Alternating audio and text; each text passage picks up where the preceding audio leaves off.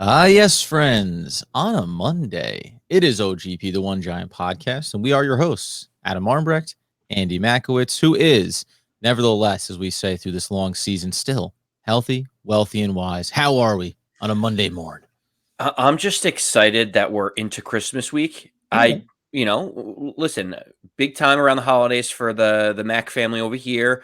Like to get together, eat some different foods, and have just quite a bit of libations. And the fact that we have football, like, is 7 out of the next 9 days or something like that, is really really nice.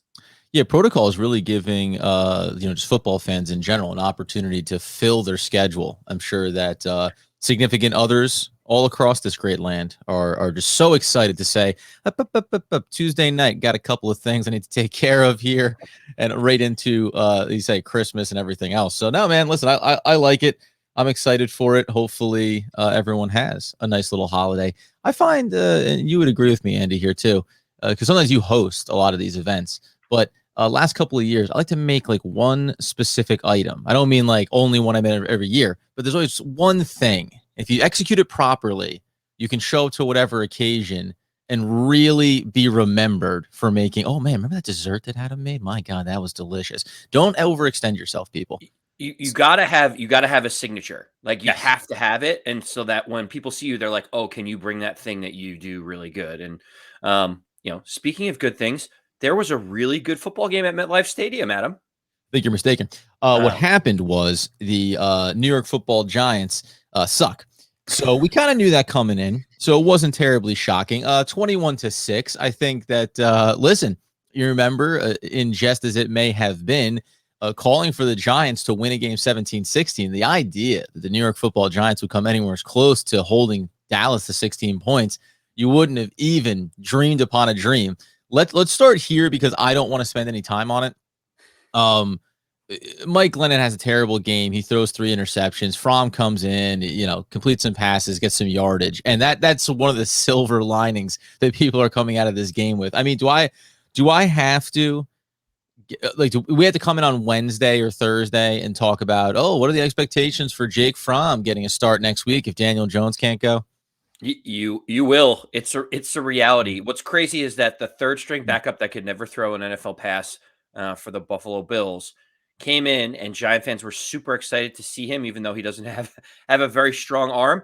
And he actually his completion percentage was actually worse than Mike Lennon's yesterday. But people are still very excited to see him. So I don't know. I don't know what it is, but maybe it's just this idea of like something they've never seen before, so they don't know it's terrible. Like, it's a known commodity with Mike Lennon, and they're just hoping on a dream that Jake Fromm is somehow like defied all logic and has made fallen It's too into the small of a Giants' sample lap. size, right? We don't know yet that he's bad or good. We could How could we possibly tell off of one sample size? I'll tell you how you tell, by the way. When you see a guy gearing up and throwing with all of his arm strength when you're inside the 20-yard line and just ripping one clean through the end zone and over his receiver's head, that kind of tells you what to expect from a quarterback. But we'll say that for later in the week. We'll break down that film, and Woof, we're woof. excited about it. I want to start. Let's start positive after saying that the Giants suck. But there is something about this game that I think is worth looking at from a big picture standpoint, and that's the defensive side of the ball. And I'll specifically start with one player, and I think it expands out from there. We know that they were decimated between IR injuries, COVID protocols, did not have a number of key players across this defense. Lorenzo Carter had the best game of his Giants career. It comes at the tail end of his 4th year, probably when, you'd like to see this come on a little bit sooner. Had 2 sacks, also had 2 hits for a loss. He broke up a pass. I think I don't want to miscredit him with an additional play there. But this is a guy who, I'll frame it this way. Was Lorenzo Carter just taking time to develop? 4 years is a little bit long for that to be the case. But what you can say is, hey, remember how we didn't have a lot of quality guys to get after the quarterback, and then you go and you draft Ojulari. This can be the byproduct of that. As offenses have to respect what another player can do, it starts to open up some opportunities on the other side of the ball. So I think you're starting to see a sample size of what could be possible for Lorenzo Carter. And he's probably a guy, again, I've said it before, I hope they keep him around. Price point's going to be a key a key issue, obviously, in the offseason, but I think he can be a rotational player as this defense continues to get better. Oh, Adam, as the the age old adage goes, you just got to wait until their 46th career game to really see That's when someone they come blossom. out of his shell and flourish. And listen, just by laws of probability, like one guy on the defense is going to end up getting a couple sacks and looking good. And I don't mean to say that to diminish what Lorenzo Carter did, but we have years and years and years of tape of him underwhelming and not really delivering what the Giants Oh, did. of course. But, silver lining is he did look good. He had 3 quarterback hits. He forced a fumble. He had the 2 sacks. He was great on defense, and he really gave Dak Prescott problems. So, high five to Lorenzo Carter. But really, overall, the entire defense looked great. Think about how many people they were down. They were down so many people in their secondary that Alex Bachman literally was the backup and reserve cornerback in emergency use. He hasn't played cornerback since high school, Adam. So like that's how desperate it was. No Adoree Jackson, no Aaron Robinson. Kudos to guys like Leonard Williams who could have just mailed it in and been like, nope, I'm not playing because of my elbow. He's out there gritting it through because he wanted to beat the Cowboys. So overall, giving up 21 points to a top 5 offense in the league is nothing to throw your head down in shame at. Like, the Giants defense was not the reason why they lost this game. No, of course not. And I think, so we talked about this before, right? There's a lot of things not to be excited about on this team, but that's why I start with Lorenzo Carter, because with all the players you don't have, and then you think, well, Leonard Williams, who was playing through with a brace to play through an injury, he guts it out there. I think we obviously like him, right? And we've talked about different players and price points, but you do need to spend money somewhere. So we're not, this isn't the idea that every player should be $5 million or less per year. You have Dexter Lawrence. He's shown a couple of flashes as the year's gone on. When you get into that linebacking core, I think that's where you have in the middle of it, no Blake Martinez this year. He'll be coming back from injury. Tay Crowder has shown you more than anticipated, certainly. Brought in a guy like McKinney. You get to the secondary. Okay, Adoree Jackson's going to be here. Not 100% sure what's going to happen with Bradbury, but that's okay. You have Xavier McKinney on the back end. You have a guy like Aaron Robinson, who very small sample size, but we think he looked like he flashed enough to say this guy could come along and be something. When you're on the defensive side of the ball for the Giants, you can look at it and say, hey, we have a handful of really talented players here that can be a part of what we do going forward, not even just aged veterans that you're going to want to unload. So from that standpoint, you can at least think, while I still am fully committed to the idea that you need to go into this offseason rebuilding, new GM, looking over the entire roster, I think we'll find that there are a handful of worthwhile pieces on that side of the ball, as opposed to the other side where, it's a borderline disaster. But do you agree defensively that you can still check a handful of boxes here when this year's over? Yeah, I think you're right about there's some good things to take away on the defense, right? Like, giving up 21 points, like I said, to a top 5 offense, division rival is fine. Like, that's okay. You should be in that game. You should have the ability to win it.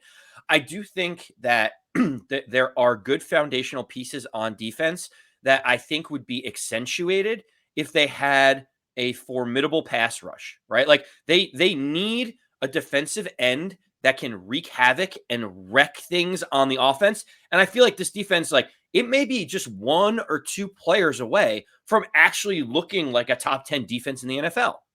Oh, 100%. And that's, you said, edge rusher. That's why I mentioned, you see Lorenzo Carter maybe getting a little bit of benefit of this. The next step is bring in another premier edge rusher through the draft.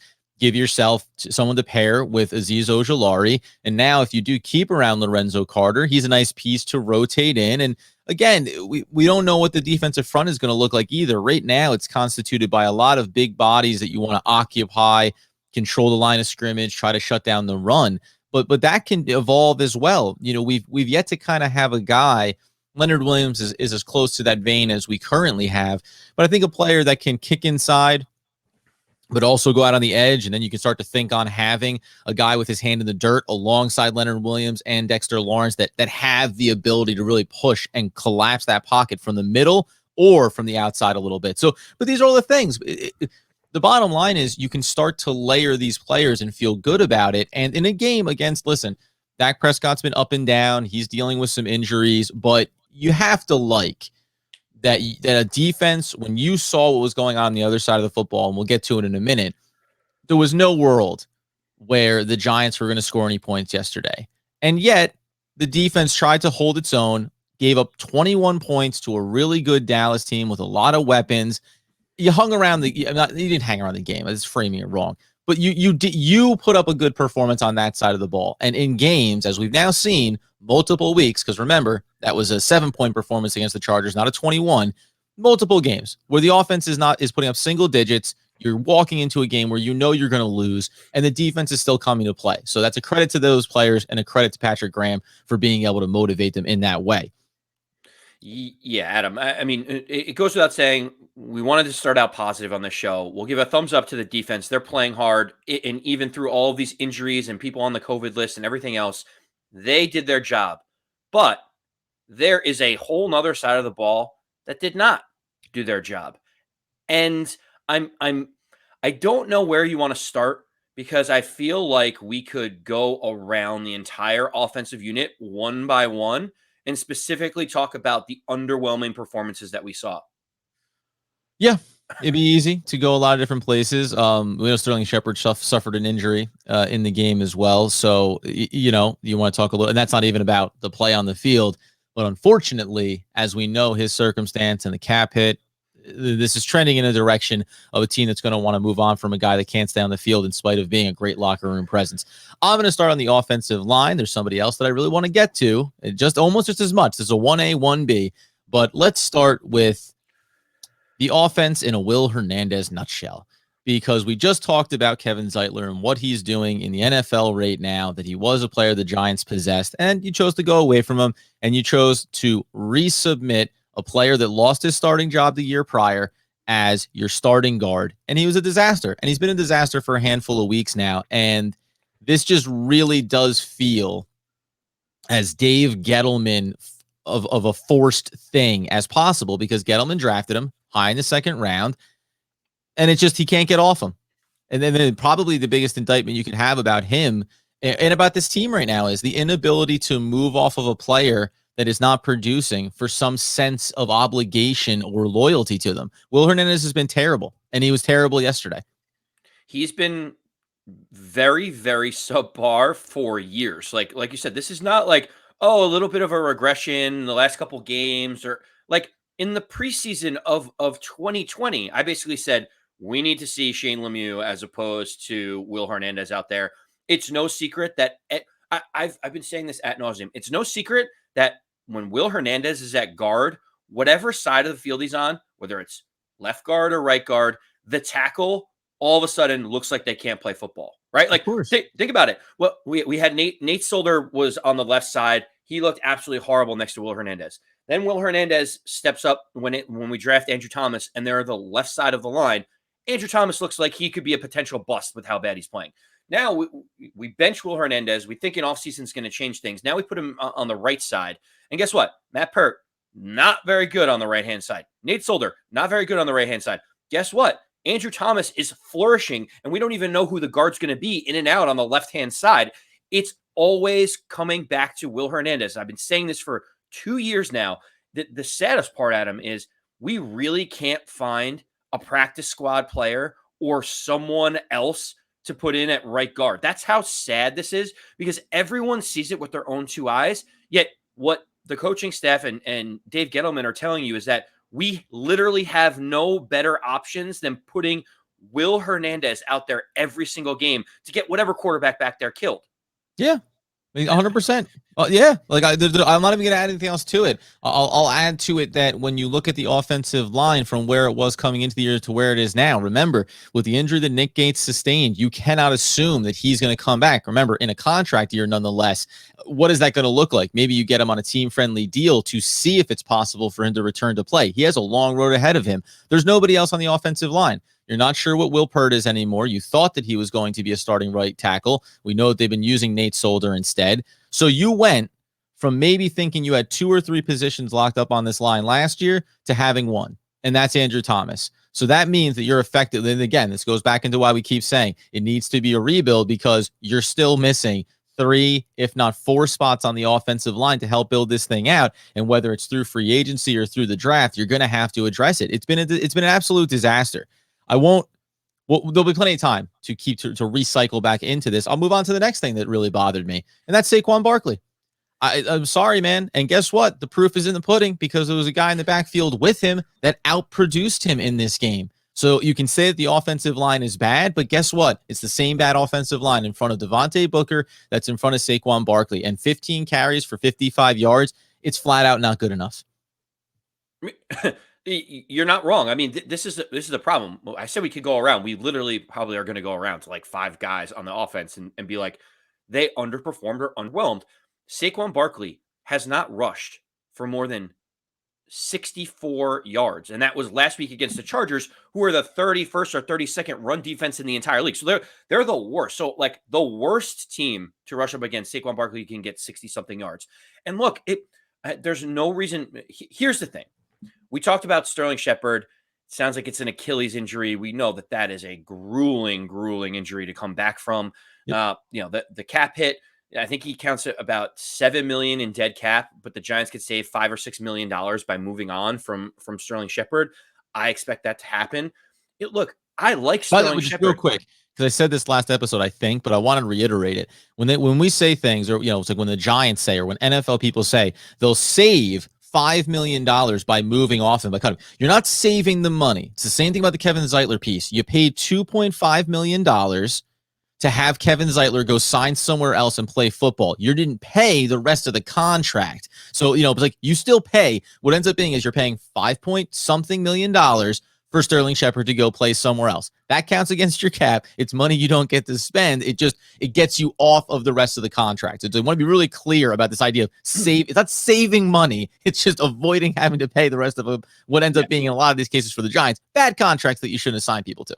Right. You're paying less, but you don't have You're paying player. Less for nothing, by the way. Yeah, you're paying less for air. But again, with an injury like this for Sterling Shepard, going to be tough to see if he's going to be able to get healthy by training camp. I mean, Achilles can be a year long. I mean, you saw what happened with Kevin Durant. I mean, that can linger, and it can be a debilitating injury. It's tough for someone like Sterling Shepard, who needs to be explosive on the outside, right? And he's actually probably a really good candidate for a restructuring, if I'm being honest, right? Because if you're the Giants and you want to avoid paying the dead cap hit and getting him just off the team completely, you probably go to him and say, hey, listen, let's stretch this thing out over the next 3 years. Let's really break down the financial hit. Let's see what you look like. And if not, you'll still end up getting a nice little guaranteed chunk at the end of it, but it won't incur a dead cap hit for us. He could end up living on this roster next season and never playing, but only costing the Giants a few $1 million. And because his value is going to be nothing on the market, that might be the most effective route for the Giants to go with Shepard. But that's a little bit further down the road.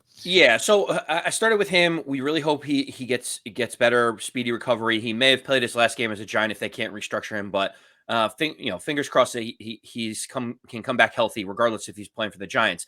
But I lump Sterling Shepard and Saquon Barkley kind of together because they're two guys on the offense that every Giant fan likes or wants to root for or wants them to be successful, right? Like we all have these really good feelings about, athletic playmakers, homegrown talents that the Giants drafted in the first couple of rounds. We really want, they're our guys.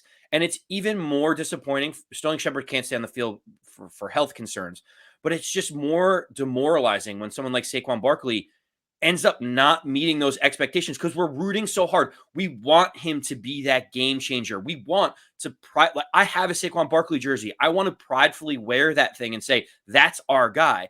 The biggest problem, Adam, You've invested financially in this player. You purchased the jersey. Yeah. I'm too well, I got it as a gift, but I'm too invested in Saquon's success. I mean, I can't. I'm tired of getting new jerseys, Adam. That's really what it comes down to. I had Kevin Boss jerseys, I had JPP jerseys.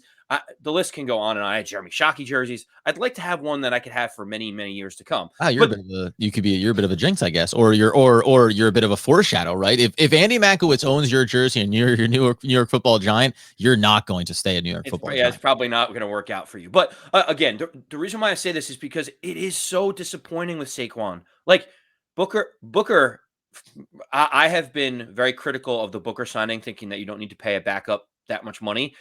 still actually feel that way, but Booker is showing you how interchangeable running backs can be if you literally don't have one of the top 3 running backs in the league. Like when Derrick Henry's out there or Alvin Kamara's out there or even Christian McCaffrey, like you notice it because teams like literally have to game plan around it. No one's game planning for Saquon Barkley anymore, right? Like No, that's not by a the thing. way, 2.53 million may feel like a lot for a backup running back. Is it a lot for a starting running back? Because because on this team, Booker's been more productive than Saquon Barkley has. And before this game, he was out carrying him on a per average basis, I think 4.1 to 3.3. So he was almost a yard ahead of him. And listen, I get that Saquon's coming off an injury, and I get it takes time, and he's had little tweaks, but it's just reality. You're heading into an offseason where going into next year, he's going to be 7 point something on the books, 7.2 million on the books for you. And I'm not saying that that's like an insane number, but you know you're going to the last year of his contract and about extending him, etc. Just take those two numbers. Let's just say you go with the method of moving off of Sterling Shepard. You'll free up. I'm going to frame it that way, not save. You'll free up $5 million by getting rid of Sterling Shepard. You could free up over $7 million by letting go of Saquon Barkley. Does $12 million appeal to anyone when you just recently did not retain the services of Kevin Zeitler for, guess what, $12 million this year and $14 million the next year? Like, yeah, these things matter. Like these decisions are difficult, but when you're looking at a team and you're thinking about injuries and production, you just have to detach yourself from the emotional investment of a player that, yes, the Giants drafted, you love, you want to see do well. I want to get to, so I mean, that is that. I'm leaving most of the wide receivers. You know, Kenny Golladay, I've been critical of his game. I'm not going to hold on anything against him in this one. Glennon's a disaster. What can you expect? So we're going to leave them off the table. But I do want to look over at the offense, from the offensive perspective. I do want to look at the tight end group because Patricia Trania, who covers the New York Football Giants for Sports Illustrated, writes a number of great articles. Here's just it's just something to think about, okay? The Giants currently pay $11.1 million to the tight end position this season. It's second most in the NFL this year, second most behind only the New England Patriots. They have had the production value of catching 62 passes through week 14 for 62 of 87, 71% catch rate, 600 yards, 30 first downs, a decent but not great 96 NFL rating. They also have 310 yards after the catch, but 3 drops and are 7 of 14 on contested catches. So 50-50 on those catches as well. The point is, when you pay that much money into the group, and obviously Kyle Rudolph represents a lot of that, but Evan Ingram is not an insignificant cap hit right now and potentially about to go up. This is another example of you're too far down this road now. You and I have jokingly gone back and forth about Evan Ingram a bit, like what the state of his game is. But this feels very akin to Sterling Shepard, very akin to Saquon Barkley. Here's a guy that we drafted, super athletic. We think they can really do some things for us. And then, like, at what point is it just it never got there? And guess what? Now you're past that spot where you would have said, take anything you want. And this actually is a little bit. I'll keep coming back to this.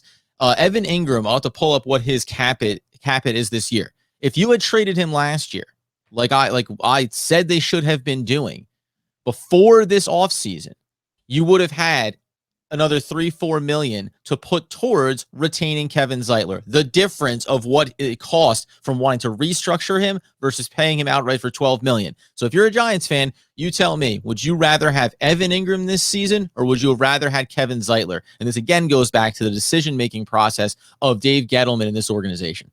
Yeah, I mean, Evan Ingram making $6 million a year. 6 million. There you go. Yeah, 6 million. So when you think about that, coupled with Kyle Rudolph making what he is, that's why they're one of the most expensive tight end groups in the entire league. The biggest challenge, Adam, to me, is in the game, Evan Ingram showed exactly the microcosm of his career with the Giants, where you see him running all these crazy routes, and you look at him, you're like, wow, he's super athletic. He turns around to make a catch, and the ball literally hits him in the chest and falls on the ground. And no one was surprised. Everyone kind of went, well, that's Evan Ingram. Then the next play, he comes back to try to catch a ball where he has the first down, and then he runs backwards to try to make a bigger play, and the Giants don't pick up the first down. It's 4th and inches, and like it's just so maddening and frustrating. When that guy freaking did that, and he literally ran 3 yards away from the line of scrimmage and then got tackled and had the balls to jump up and give the first down indication. I was like, you are such, you're right. It's such a micro. You're like, dude, you were there.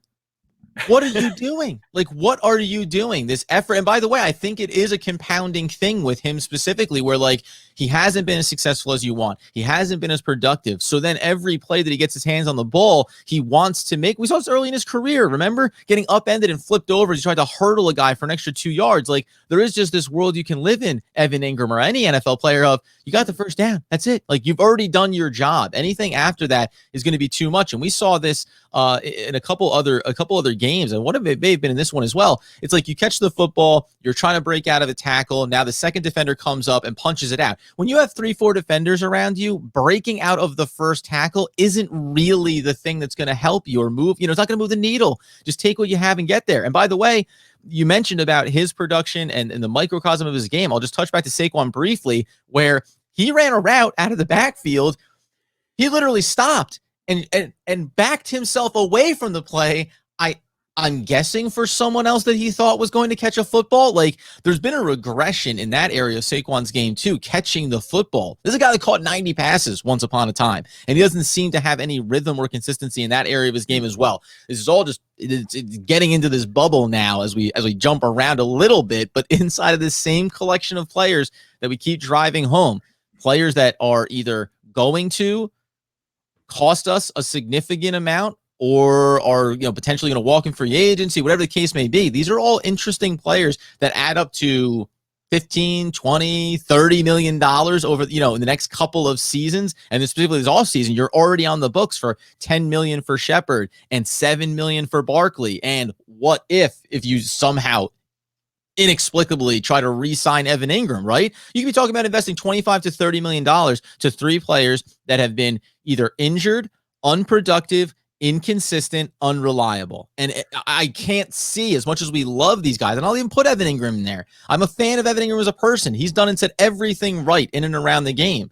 But if you're going to invest 25, 30 million dollars this offseason into 3 players that have had that history and track record, then we're doomed. Then we're doomed to live in this cycle for another 5 years. Well, I think it's interesting. If you would have asked any Giant fan 2 years ago, you're like, we have this core nucleus of Evan Ingram, Sterling Shepard, and Saquon Barkley. They're going to be here for the long haul. You'd be like, oh my goodness, that is amazing. And now you fast forward, and we're talking about Sterling Shepard's injury history, maybe trying to get off some of his contract. You're talking about not re-signing Evan Ingram. We're talking about saving $8 million by getting rid of Saquon Barkley. But Adam, it's the reality of the situation is that we need to tear this thing down, right? Like that. Yeah. Those are guys that we thought were part of the solution. It turns out we're not turning this thing around in 6 months. It needs to down to the studs, work through the draft, get a new general manager, and bring in new pieces here. We can't keep going back and saying, well, let's sign Evan Ingram and hope that it works out. We know what has happened with him. We cannot see that anymore on the field. And so that made, taking a step back, we know the game stunk. We know that the Giants offense stunk. The defense at least held their own. I just wanted to kind of think about a little bit of a higher level thing in Joe Judge, right? Yeah. Like, he continues to say things are encouraging. He loved the fight that the team had, just not the execution. I mean, where are you currently on Joe Judge as the head coach? And what can the Giants do over the next handful of games to be able to give you a clear indication either way of what we should be doing? Yeah, I mean, listen, you hear these reports that John Mara looks at him as a Bill Parcells, as a Bill Belichick, and it's going to be next to impossible to move off of him if you're John Mara. And I can understand the dedication to it, and you don't want to be short-sighted as I think the Giants have been sometimes, right? So you don't want to keep repeating the same problem, but I mean, is it enough that it's Mike Glennon out there and that's just a full-blown excuse for the offensive side of the football? I don't think so. And I don't know if, he's the head coach, and if we're crediting Patrick Graham for what he's been able to do, and this now makes 2 years where you feel like last year he got more out of less, and then this year I think he's adjusted well with the comings and goings of players on that side of the ball. Now Joe Judge runs the team, so he gets some credit for the the focus, the dedication. No one's bailed out. No one's saying, you don't have a splintered locker room. But I don't know. Is Joe Judge capable of calling offensive plays? Maybe that's what, maybe you need to show me that you can put your hands on the weakest point of this team and tell me that you can do this. Tell me that you can make this thing better. It's a little tricky because I do want to know behind the scenes, and we talked about this last offseason where it was, hey, if we think that Joe Judge is starting to become a more equal part in the organization as far as who they draft and who they sign.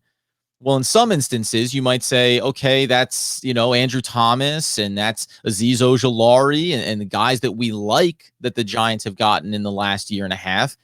But then you would say, but the Kenny Golladay signing is a part of that, right? Like, the perspective on this team is a part of that. So it's tricky, man, because I can't tell if Joe Judge quietly knows that he had to wait out Dave Gettleman.